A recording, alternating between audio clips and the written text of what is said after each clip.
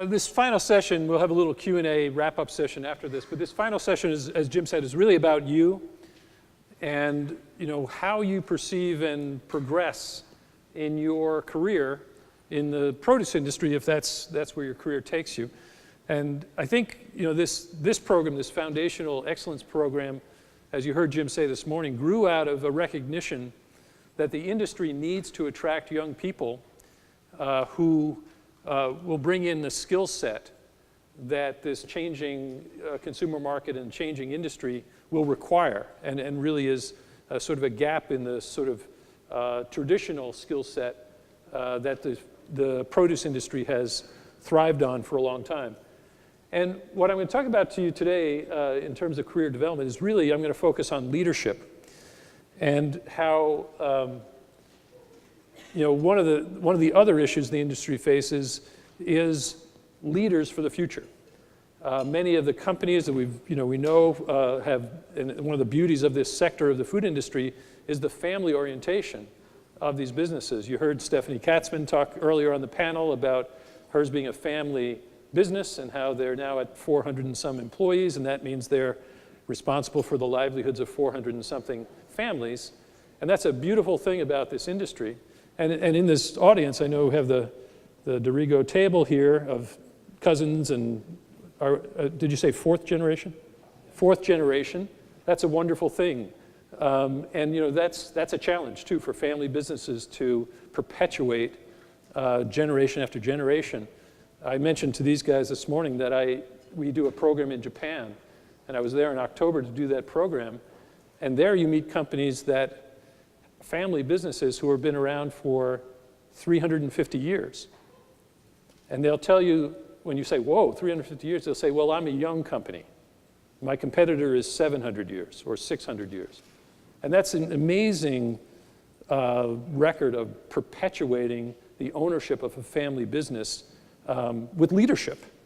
Okay, and I think that's where what I want to talk to you about today, because I think even though you're in the fourth generation, the leadership skills that led to the success of the first, second, and third generation were appropriate for their time. But the leadership skills that will lead to the success of the company into the fifth and sixth generation will be a different set. And I think that's what I'd like to focus on today.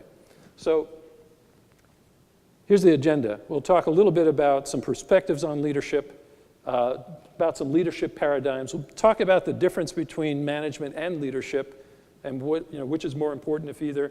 And then we'll talk about how this plays out in the high performance aspects of a business. So a little exercise to get you engaged. Think about people you think of as leaders. Who do you respect? Maybe someone in the world, maybe someone within your company, might be someone, a teacher or coach you had in your school days. Think about that. Think of that person, or persons, if you like. And then what is it about them that you think makes them a great leader? What do they have in common? What are those attributes? And I'll take a suggestion anytime someone has one. Yes, please. Problem solving. Okay, so a great leader is a good problem solver. Okay. In the back there? Great listener. Very good. Thank you. Problem solver, listener. Yes? Care a lot about others. Okay.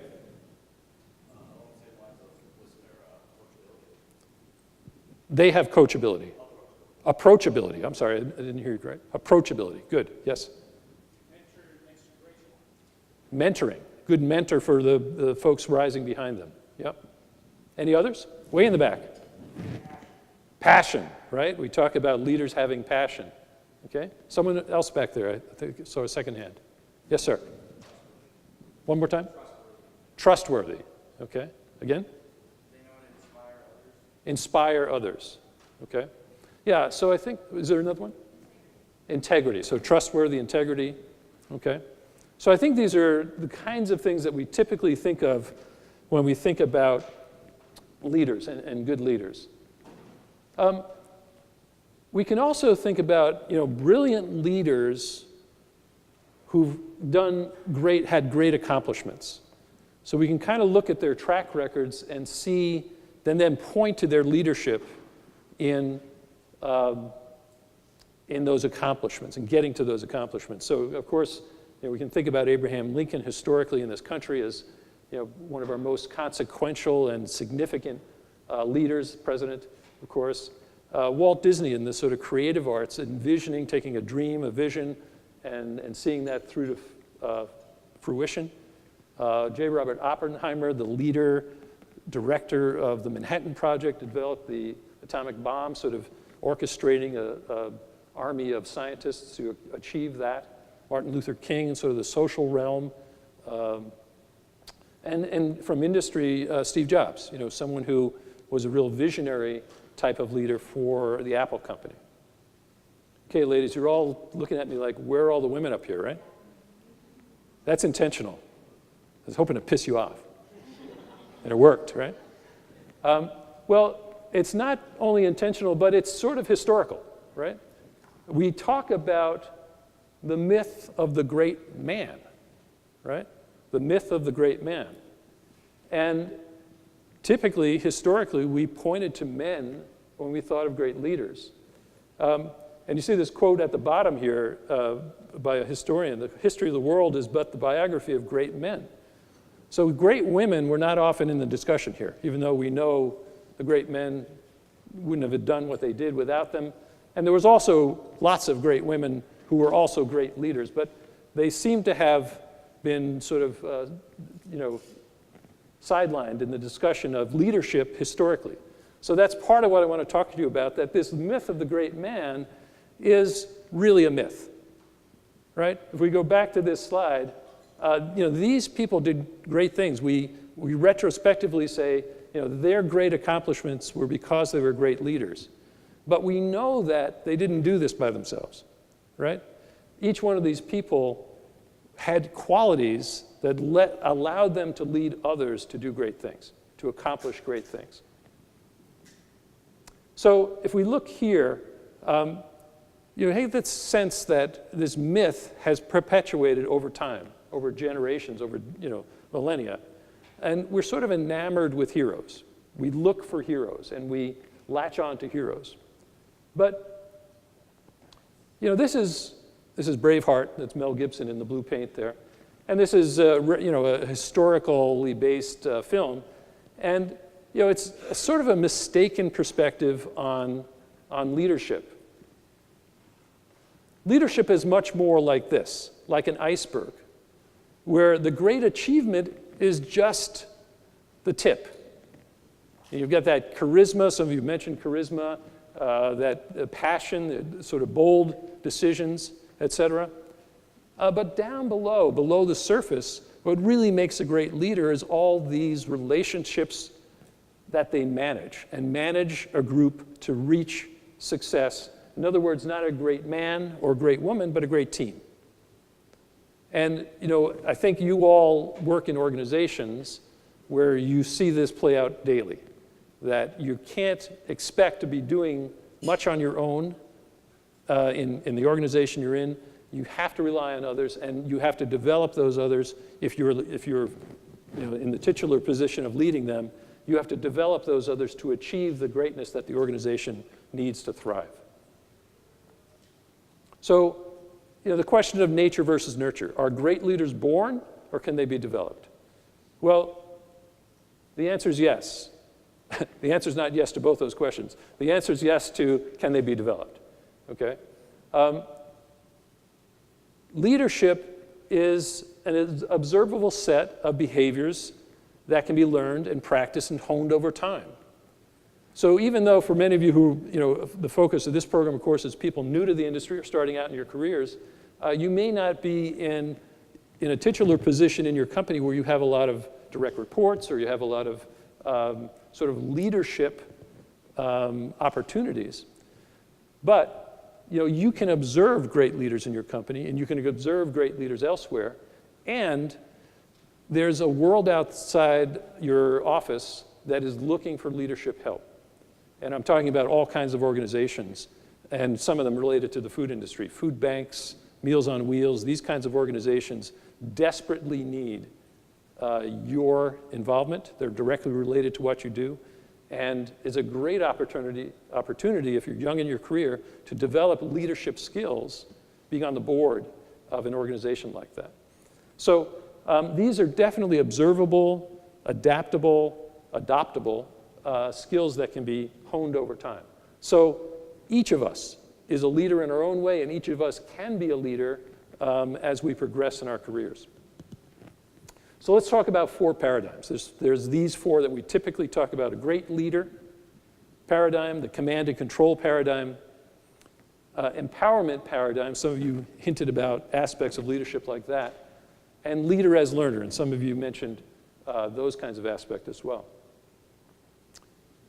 A great leader is sort of someone we point to, and then we can sort of emulate them. We study their life, study their career, study their values, study how they mastered and motivated people, inspired people, and emulate their behavior.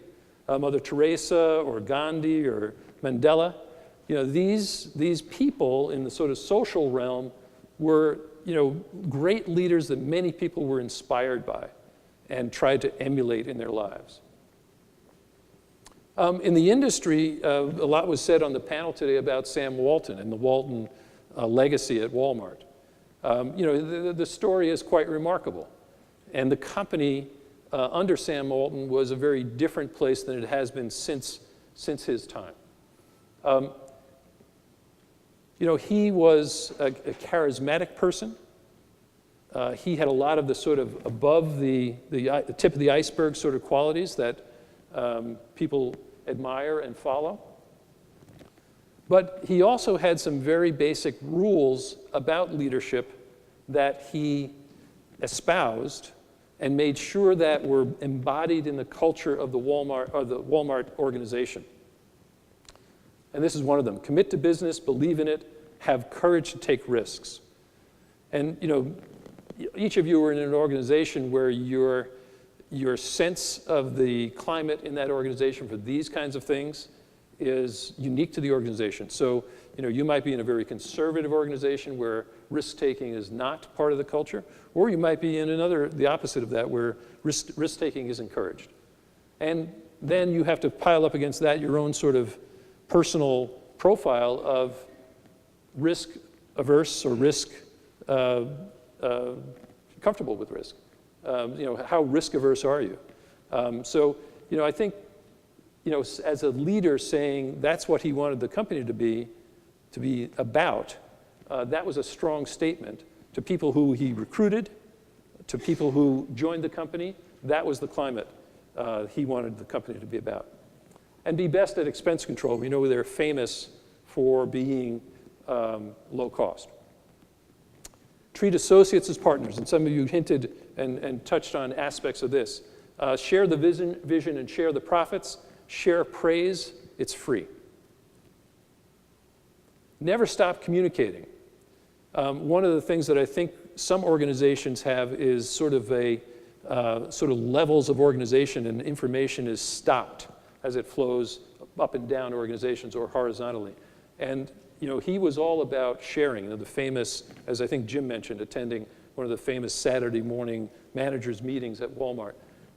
Sharing communication on a regular basis, often in person, as much as possible. Exceed customers' expectations, and loosen up and have fun. He was famous for coming to stores and just seeming to know everyone's name. It was quite impossible as the company grew, but he had a remarkable capacity to make people feel like they were individually responsible for the company's success. And that's a very empowering thing. Second paradigm is command and control. This is a top-down organization. You can see here, information flows up, orders flow down. And it assumes that the executives know everything, the executives at the top, and always make the right decisions. This is kind of a dangerous sort of scenario for a growing, healthy organization. Great example of this was Alfred Sloan, the president and CEO of General Motors for 33 years. he sort of defined the organization of modern American industry in that era through the practices and the policies of General Motors. And of course, they were extremely successful in that model in terms of market share and so on. But it also led to a culture that completely missed, for example, the whole Japanese invasion of small cars and economy cars and high gas mileage cars. And the whole thing here is hierarchy, control systems, bureaucracy, and focus on facts and numbers and profit before people. Third paradigm is empowerment. So you have a flat organization, make decisions as low in the organization as possible. You share information. It encourages accountability across the organization. Everyone feels like they have a stake in the success of the business. And it's also emphasizes speed and knowledge sharing. A great example of that in the retail industry, supermarket industry, is Publix, an employee-owned company. And there's several of these. There's Winco, there's Coburn's, great examples of employee-owned companies. And there's others with variations on this, like I mentioned this morning, Hy-Vee. Hy-Vee store managers are some of the best paid in the US because they have complete bottom line responsibility for their stores. And they're incentivized to manage their stores individually. But these companies that are employee-owned, Woodman's in Wisconsin and Illinois is another example. Employee-owned companies put all the ownership, literally, in the hands of the employees. So it's not about me working for someone else. I'm working for myself. And I have a vested interest now in the success of the company. And this really flows from the top. George Jenkins, the founder there, and the current CEO Todd Jones, they really are people. George was, Todd is. And every CEO in a long succession of really outstanding CEOs of Publix have been that type of person. They put the customer first, they put the employee first, very humble, very approachable, out in the stores. That's why those pictures of them show them in the stores, out in the stores on a regular basis, talking to customers, talking to employees. Employees see that, and they feel the connection, right? They're not looking at someone who sits in the ivory tower. And of course, as you can see here, they've got lots of benefits that keep the ownership and the viability of the company very strong. The third paradigm is leader as learner.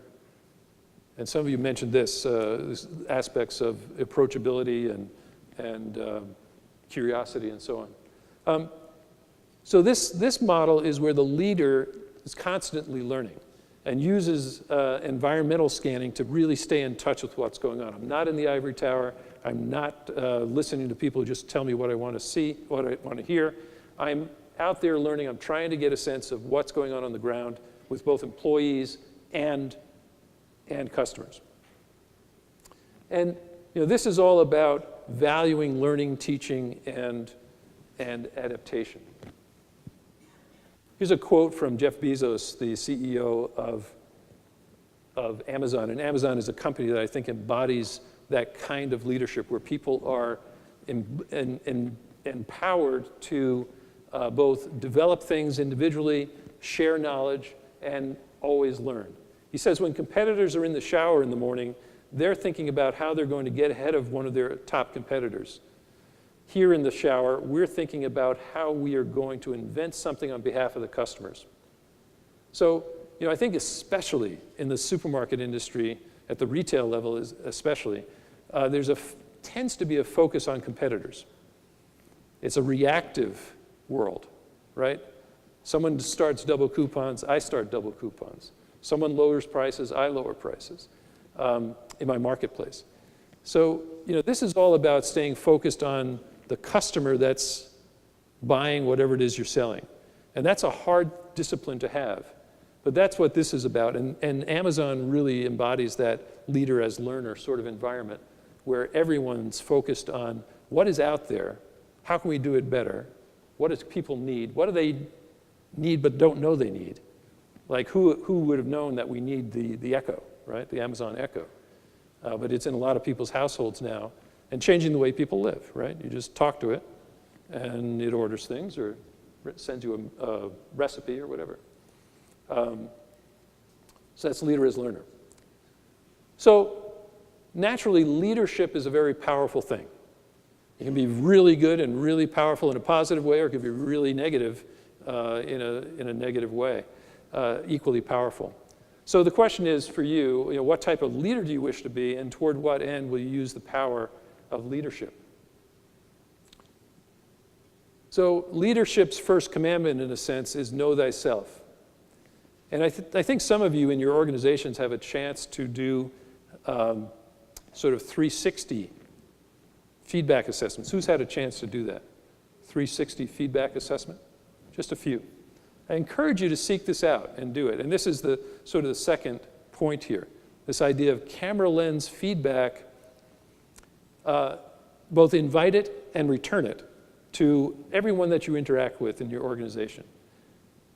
And what do I mean by camera lens feedback? Very clear, very focused, right? This is not beat up each other. This is, I work for you, and here's what I think is good about the way you're my supervisor, but here's how I think you could improve. And you get that from everybody around you, customers, employees, superiors in the organization. So camera lens feedback is an important reality check for everyone, but especially if you see yourself being a leader. You need to have a sense of how you're perceived, and from that, learn how you can self-improve to address things that you might not be aware that you're lacking or not up to standard on. Biggest danger is ignoring feedback, the classic tale of the emperor's new clothes, where you can be surrounded by people who only want to tell you what you need to hear, or what you want to hear, not what you need to hear. And that's a dangerous situation. And we've seen lots of companies sort of implode from thinking they know what they're doing and not realizing how off base they've been. So this issue of management versus leadership, are they the same thing? The answer is no. Which is more important? Leadership, okay. Anyone else? We've got one vote for leadership. Everyone else is falling asleep. Well, they're equally important, but in different situations, one is more important than the other. Let's move on. So management, if we distinguish them, you can see the sort of list of things here. Important things that make businesses run and make profit and so on. Planning and budgeting, organizing and staffing, controlling and problem solving, activities associated with execution of a strategy. Basically, we're talking about coping with complexity and producing order and consistency and predictability. That's management. Important, very important stuff. On the other hand, leadership is setting a direction. We're not thinking about day to day. We're looking further. We're looking on the horizon, providing vision and purpose, aligning people and projects and goals. Coaching, someone mentioned coaching and being approachable and those kinds of things. So mentoring and coaching people is part of leadership. Guardian of the strategy and the required trade-offs. And that's important. We're not going to talk a lot about strategy here, but strategy sounds so simple, but it's all about trade-offs. You can't decide you're going to be one type of company, and then when the wind blows a different way the next day, you're going to be a different type of company. So being a guardian of the strategy is keeping everybody on that goal that we're going to be this kind of company. These are our values. This is our core, and that's how we're going to approach the world. So coping with change and producing adaptability and change for the organization. That's what leadership is as compared to management. So there's great debate, between these two things. What's more important? So management is about how can we climb the ladder faster, and leadership's about, is this the right ladder? Doing the right things, or doing the things right is management, and doing the right things is leadership. And you can see the rest. management is more like engineering, when leadership is more like architecture, more visionary and more practical in the management side. And we can look at companies, and this is where the blend comes in, which is more important. You could argue that for a period, Whole Foods, as they lost their way in recent years, was sort of overled and undermanaged. And vice versa. Bruce this morning mentioned, the Sears company that really was, in its day, as big and influential as Walmart has been. But maybe they've been underled and overmanaged. They just have lost their way and can't seem to find their way back. So obviously the best blend would be someone who's a leader/manager, someone who can do all these things. And that, I think, should be the goal of everyone. If you're in management, you should also be able to see yourself and rise to the role of leader at some point, either in your current position or in a future position within the company. But as I said, also in the community, wherever that may be. Everyone needs leadership, and there's lots of opportunities to get leadership experience if you're not finding it in your company, in your work life at this point. So the question is, how do you develop these people? How do you identify them? And one thing is, you recruit for leadership potential, but train for management skills and offer mentoring. So, a lot of people look in the recruiting process, don't necessarily look at, what courses did you take, what job experiences have you had, but what kind of roles have you had where you've had some leadership experience or leadership potential has been shown. Because the notion is that we can teach you the business, the management part of the business, we can teach you that, we can mentor you in that. But if you have sort of a leadership tendency, that's someone who's an attractive candidate for the company. And then within the organization, as an organization, you should create challenging opportunities for young potential leaders, but also as young potential leaders, you should seek out challenging projects and opportunities. Talk to your mentor and say, I think I'd like to take on something more substantial than what I'm doing. I'm feeling like I pretty well have managed to master what I'm working on, and I think I could handle something else. What can I do? What problem can I address for the company? Where can I lead? So seek that out. And then it's so important to just be constantly recognizing and rewarding people for their efforts in this area, that you're not letting these accomplishments of people, wherever they are in the organization, go unnoticed. They're very well managed, they've got brilliant strategies, and those strategies are well executed. And you can think of these 6 or 7 retailers here, or 8. They're all different types. Winco, for example, is a very different company than Wegmans. But they are very strong on staying on strategy, all of these companies. Winco does not try to be Wegmans. Winco is all about low price and a really good value, and very sort of relatively vanilla stores, very effectively run, very low cost, and they're not going to waver from that. They're growing very rapidly, expanding geographically very rapidly, but that's a testament to their discipline to stay on strategy, not to be distracted. Wegmans, on the other hand, is at the other end of the spectrum, also, focused on their strategy of, high service, high quality perishable foods, et cetera. So all of these companies have all those ingredients, and there's others out there. These are some examples. I mentioned Kroger when I spoke this morning, and this unbelievable record that they've had of successive quarters of same-store sales growth.